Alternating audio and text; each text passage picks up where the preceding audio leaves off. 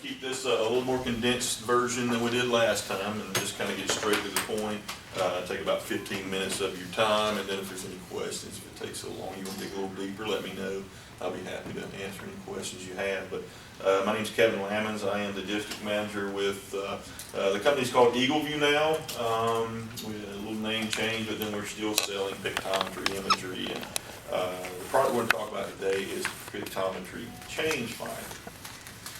This is just a really brief of what we're going to be looking at. We're going to review the current contract, define what Change Finder is, discuss the benefits that it can bring here to Gilmer County, briefly demonstrate the capabilities, and then we'll talk about pricing at the very end. Back in 2017, the county entered a 6-year agreement with Pictometry to capture imagery 2 times over that 6-year flight, 6-year window. So we captured the first time back in 2017, and the second flight is coming up here in winter of 2020. Let's say winter of 2020, it could be sometime between mid-January and mid-March. That depends on weather, basically. Once all the leaves fall off, then we're going to be ready to go up and capture. I think in 2017 we captured sometime in March here. I think there was it took a little longer for the leaves to fall off, and then we had to deal with a little snow and rain and things. So after we capture that last image, whenever that be, we're going to deliver the imagery, and you'll be using it within 60 days. We guarantee 60 days, but it's probably going to be more like the 30 to 45 day window. Just a reminder, I'm not sure if everyone was here back in 2017 with the initial purchase of Pictometry, but this is an ortho image that we're all used to kind of seeing out in the world. It does great mapping your parcels, your roads, your data, that 2D data, and maintaining that. But that's kind of the stopgap. That's where the orthos stop. But then with Pictometry, we provide the obliques for you, so we can see every structure from an approximate 45-degree angle with high resolution. So we can go in and see, if it's the makeup of the structure, whether it's wood, brick, stucco, see all the doors, the number of stories, see whether it's an actual barn or a pole barn, whether it's open or not, whether it's a garage versus just a car shed. So that's where the obliques come in, just as a reminder. Now, briefly, what Change Finder is at the definition, we compare 2 years of imagery, and we create building outlines from that imagery for every structure 150 square feet or greater, and then we compare those to tell you which ones change, which buildings outlines change. So after we determine which ones change based on square footage, we throw them in a category, whether it be new. So if they weren't there before and they aren't there now, they're new. Vice versa, if they were there before and they're not now, then they're demolished or moved. Or there's a couple of different things that we'll see once we actually review that. And then we have change. If they added a back porch, if they added an entire wing to a commercial building or a residential building, whatever it is, we're going to pick up that change, and we're going to deliver that again approximately 60 days after we deliver the initial imagery. Goes through further processing, and then we're going to train the staff here to review those. And basically, we're going to tell Teresa's staff exactly on which parcel, which structure changed, and they'll be able to review and take a look and see basically where on that particular building the change was, and then they would review their WinGap, their CAMA, their property record card, and see if they picked that change up. Because a lot of the change they picked up, but then some that there's not picked up out there for whatever reason that we can kind of discuss as we go through here. And that turns into basically unclaimed revenue that's out there that maybe you didn't know that was out there. We kind of pinpoint exactly where to send the field staff to go out and check. And it also cleans data up. So, quick overview, we'll take the 2017 imagery that we captured here and create building outlines for that. The newest, the 2020, that's above that, we'll create building outlines for that. And then we run it through a quick process to tell you the square footage. That's kind of a little visual of the last slide that we had. Now, why would we do this? Of course, ROI is the name of the game, but as I skip down to the third bullet point, it's just really fair and equitable. If I'm in a subdivision and I own a house that's pretty similar to my neighbor's, and also an outbuilding, and for whatever reason, they reported their outbuilding and they're paying their $20, $30 a year, whatever it is, and I didn't report mine. Well, it turns into a cat and mouse game, right? Teresa's staff will have to find it, and eventually they'll find it, they'll put it on there. What we do, we say, all right, I added it, me or whoever added this outbuilding on there, get it, they get on the tax rolls, and then it becomes fair and equitable for me and my neighbor. That's kind of the name of the game. Accurate data. I've sold this multiple locations throughout Georgia, and a lot of them say, the ROI is great, but I just want to make sure my data is accurate. Once you trust the data is in conjunction with what's out there on the ground, then you can trust that your work is done in an accurate and effective way. There'll be another GIS layer that comes to the county, can be used on your website for you can use share it public safety or other users that are out there of all your building outlines. And then going back to the training, we're going to train everyone how to go in and review these. Really easy to use interface. Step through it. I'm going to show you some PowerPoint examples of that, and then they can go out and find that unclaimed revenue that's out there. And this becomes most of our counties that are here in Georgia basically package the imagery and change finder together. It turns into kind of a true assessment bundled package, because instead of going out riding the roads and hoping you can find change that's out there, which most of the change can be in the backyard, we're actually taking that more of a shotgun approach. We're saying, all right, this structure had a 50% increase in square footage from the last flight. You need to go out and take a look at that. And then the rest of them didn't change. In theory, you don't really have to go look at them, okay?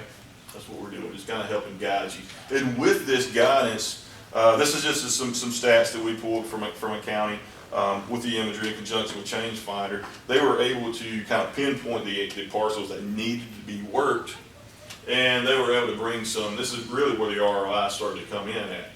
They were able to create efficiencies in the office. The office staff checked a couple 100% more. Field staff, same scenario, and then they dropped their driven miles down by about 70%. So instead of just going out wild goose chasing, we're actually seeing exactly what changed. A lot of it you don't even have to go out and pick up, and I'll show you an example of it here. So this is a screenshot of our interface called Connect Assessment. So after we create those building outlines, we're going to load it into this website, train everyone how to use it. And it's not easy to see, but on this left-hand side, there are what we call filters here. So I can set this up. I have this one set to new. You probably can't see it here. But trust me, that's new. Then I can break it down to my appraisal district or any appraisal district that you have. If you have 5 appraisers, then we can divide it into 5 sections. And then I can tell it, all right, which category do you want to look at? I have my measurement tools here. And I have my before. As you see, there's not a building there. And my after, there is a building in here. So when I hit start, it's going to take me to this building. And I'll say, okay, that looks like a shed, could be a carport, could be a little bit of anything. But with the obliques that we have in, if I just turn it up, I can definitely see, hey, this is one of those car sheds. All right. With a car shed, typically they're approximately $700 value, whatever the case may be. I can measure it right from the imagery and say it's a 20 by 20 car shed. Add it to the tax rolls from there and kind of done with it. Probably don't have to go out and take a look at that. I'm not here to set policy. If that's your policy to do that, then by all means do that. But pretty straightforward process. Now there'll be times where you see these, the software picks up, so this changed. But of course, Teresa's staff's been working for the past 3 years since the imagery, so there's a lot of things picked up. Easily, if they see this, they're going to, the parcel number, everything's going to kind of show up. They're going to look at WinGap and say, all right, we picked that up. Let's just move on to the next one and find ones that we didn't pick up. Okay. Now this is a change category, a little bit different. I just changed my filter here to say change, and then basically hit start. And this is all the attributes, all the data that's associated with it. It's going to tell me my parcel data. This particular one. The previous square foot was just under 2,000. The current square foot is about 4,400 square feet, okay? So then Teresa's staff would pull a wing gap and say, okay, on this parcel, what size structure do I have? If it's closer to the 2,000, they know something's been added to this structure that nobody told you about. So we need to figure out what that is. So we can use the obliques to do that. And as we see, the before has some tree cover. That's okay. We can definitely see, there is a pool that was added. Of course, this entire wing on the back side is a porch here. If I go back to the beginning here, they've added this front porch. They've added a garage or carport. Maybe you drove by and saw the garage. You added the garage, and then the next year they went back and added this wing here. This is a major improvement. You're probably not going to measure that from the imagery, right? You're going to go out and meet with the homeowner, do all your work from that. So the software allows you to place notes in here, and you can assign this out to the respective field rep to say, all right, I've got to meet with the homeowner, go out, take a look at this, and take my measurements and create my sketches and things from it. So once I do that, it will generate a report that you can carry out with you as well. Go out and sit down with the homeowner, take all your measurements. If you want to jot them down on this report, bring it back, add it into the software, then you're more than welcome to do that. I don't know if you have mobile applications or not, but this is all touch friendly, and you can carry it out in the field with you if you like to. So generates this nice report. Once you update the current value of the home, we're going to ask you to come back in here once you update WinGap and update our software. And we're keeping up with that ROI, that return on investment for you. Okay, and then at any time, Teresa can go in and generate a report for you that looks like this. We have several different reports, but this is the dashboard. If you want it out in the Excel spreadsheet, you can. So 30 days into this thing, after we do training, you can come in, or the next board meeting, so then Teresa can just go in and grab the dashboard real quick and say, okay, well, we're 47% complete through this project, and this is the value that we found here. For this particular one, this is a live one of my hometown. They were 47% through, and they found $40 million in assessed value out there. So kind of the name of the game is to assist you with, again, instead of just riding around the roads and trying to find change that's out there, or waiting for the change to come in. I can't remember if you have permitting or not, but I know you're actually working on some new permitting, which is good. So sometimes those kind of, could fall through the cracks, and at least for towns and things. And this is just stories that I've heard, the reason of purchasing this. But it turns into an assessment tool to bring efficiencies here into the office. And with that, are there any questions before we talk about the pricing? I want to give you kind of a high level of what it does, what the product is, and what it does. Are there any questions on? Like when you go through there, like that one where the pool was added and stuff. Now, you look at that and you say, okay, well, we have found where all of this has happened. Now, can I take that parcel number and quickly reference it with planning and zoning and see if a permit had been issued for this? Yes. I think you purchased an extension to Q Public, right? We will be. Or you hadn't quite got. Well, this Right, is a year from now from deploying in, because the next flight has to take place in the winter, and then this is about a year from now. Yeah, so we can create hyperlinks in here that could take you to Q Public, that property record card, and see if there has been a permit pulled. It's a great idea. We can even, through a little GIS, I can work with Teresa to pull that permit information and omit that from the report, so you don't even have to look at it in theory. If it's a structural permit, we can omit that out so you don't have to waste your time to look at it. If it's electrical or permit or whatever, then maybe you still want to kind of take a look at it and see what's going on. But if you currently have those electric, I guess it's an electronic format, something we can tag to the parcel property, and we can pull those out here. We can do a wing gap. Yeah. Yeah, that, again, will create efficiencies unless that you have to kind of go through and review. Any more questions on that? Can we talk about the pricing of it? Teresa, you want to talk about the pricing of it, or was that? Yeah, I do, okay. Okay, so remember, we're gonna add this on to the next capture that's coming up here. So we're going to break this down to three. So if you're familiar with the contract, you have a flight, and then you can pay for that equally over 3 years. Okay, that kind of helps from having kind of a huge expense 1 year. Plus it helps with budgeting. You know, you're gonna have basically 6 years of payment. So we're gonna add this on to the current flight. I've got those numbers if you need that, but the total price of just a change finder add-on is $27,860, and then we can divide that into 3 equal payments of $9,286 or so. Let me comment on the contract for a moment. 3 years ago, we signed a 6-year contract, or maybe better, a 3-year contract with an option to renew. Basically, yeah. And so the contract's already in place. The budgeted money will have to come as a result of that. And, you know, having these flights every 3 years, I'd love to have them every 1 year.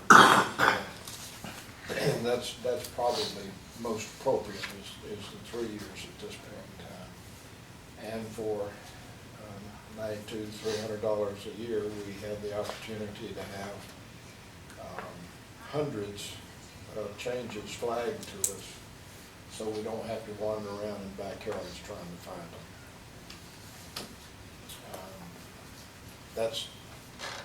What's the wandering? I mean, We don't wander now. well, we go to a property and walk around the house. Every 3 years. Right. So, I mean, that's not wandering. Okay.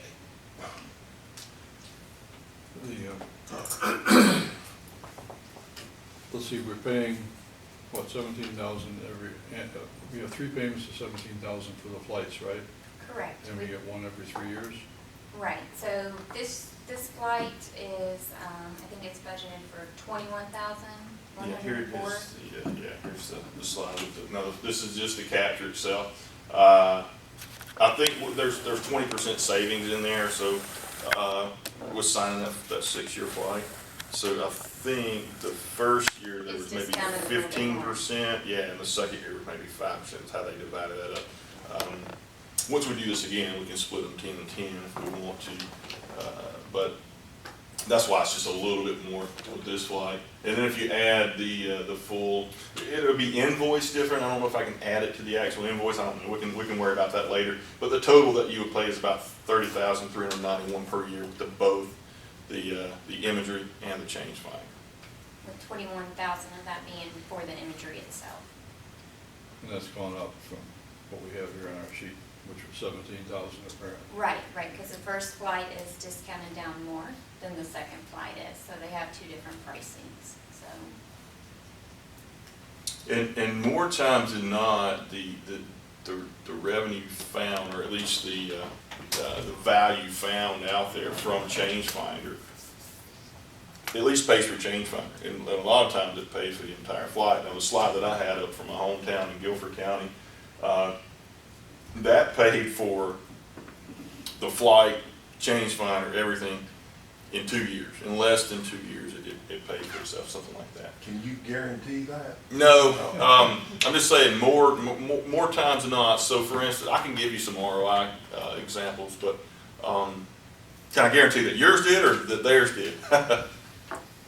Well, I mean, we know theirs did. You just said it did. I mean, you know, I'm talking about what ours, I mean, would you guarantee that we would recoup that? No, there's no way. There's no way to guarantee that. But what I can do is give you some references to call to say, kind of check what they did. I think Heard County's working on theirs now. Warren County, which is much smaller than yours, they do it every 3 years with their flight, conjunction with their flight. So I'd be happy to give you some reference to check to see what they're doing. Now, the kind of good thing with this, like I say, it's typically kind of really an assessment package. So the first year we have to have that base outline. If you decide to do this in 3 years, if you want to keep that 3-year flight schedule and do change finder with it, change finder is approximately half the price because we've already got that base. We compare it back to 2020. So it kind of helps. So you got to get that initial base and the current imagery compared, and then after that it's much cheaper to do. But really, even if you recoup it or not, if you find $100 on a property, that's $100 this year, next year, so forth and so on, right? That wasn't coming in before. Well, from my perspective, to me, the improvements in imagery have been so significant, and they can be of such accurate assistance in the assessment process that this is the direction that I would think that our appraisers would want to go for efficiency and accuracy to actually respect the public's interest as well. And I think that everybody should feel that appraisals should be accurate, and I think this is, to me, the direction that we should be going. Yeah, and again, it just kind of helps with efficiencies of going out and finding that. If I don't know how, I know you do a 3-year revow. I don't know if you do it all in 1 year or do you do it. We break it up, so That's what I was we do thinking, like a third, third and part. third. And this could kind of help. I don't know if you have like a jurisdiction to where you kind of year 1 I'm here, year 2, 3, but this can kind of help break those up, right? Right. And guide you in there. And then if you missed, if they didn't add it, they added in year 1. And then we fly in year 1, and you go to year 2, we'd still find that, right? Because they did add it. So, and that gives you 2 years of payment on that. My question is that with all the increased technology in terms of drones and all that other stuff, is the cost for our flights coming down? Is it possible that, what would it be for every year? I mean, is that big a technology? I mean, is that big an expense anymore? What we're doing, we're getting better imagery. And we're seeing the price with the better imagery go up a little because we're flying a little bit lower, but it's not going up as drastic kind of as it did from the 12-inch to the 6-inch to the 3-inch. That's kind of drastic. It's a little more of a gradual increase, right? So now you have 3-inch imagery in the populated areas. The next time that you capture with us, which will be about 3.5, 4 years from now, if you stay on that 3-year schedule, you're probably going to look at 1-inch imagery there. And I can't predict what the prices will be then. So far, they've been relatively kind of flat over the past 3 or 6 years. But the technology is going to get a lot better. So I would imagine that the price will be about the same. I don't know, we'll have to see from there. I can't predict year to year. But our pricing hasn't changed at least since you did an RFP, so you got typically a little better pricing when you do that in the competing round. But I hadn't really seen the price increase or decrease over the past while. If anything, it's come down slightly, but the technology's The getting a little bit. resolution is increased. Yeah, for That's sure. what you're saying. Yeah, for sure. Yeah, then after the next flight from now, we'll have completely different rigs or technology on our aircraft to be able to probably capture faster and a little much higher resolution than what you're doing now. I think the point is that this will be on the budget agenda in the August meeting. And, I would ask that the staff here try to find some examples of actual results here in the state. Okay. I know, how many people do you think are implementing this? I should know that. I would say in the past, over the past several years, I'd say around 10 to be on the safe side, maybe a little more. This year, we probably will add approximately 10 more, 8 to 10 more in the state. But I can give you examples like Effingham, Warren, heard, which probably we just delivered this year, but, McDuffie would be another that's about the same size. So I can give you plenty of references that are approximately the same size and kind of see what they're doing. Well, that's reasonable. I mean, we can try to get them all if there's only 10 that have been up and running and functional and have a year's worth of experience with it. Yeah, and I can get you Chatham and Augusta and Fulton, if you want those. But if I compare, I try to keep it on about the same size. Okay, any other questions? When does our current contract run out, expire?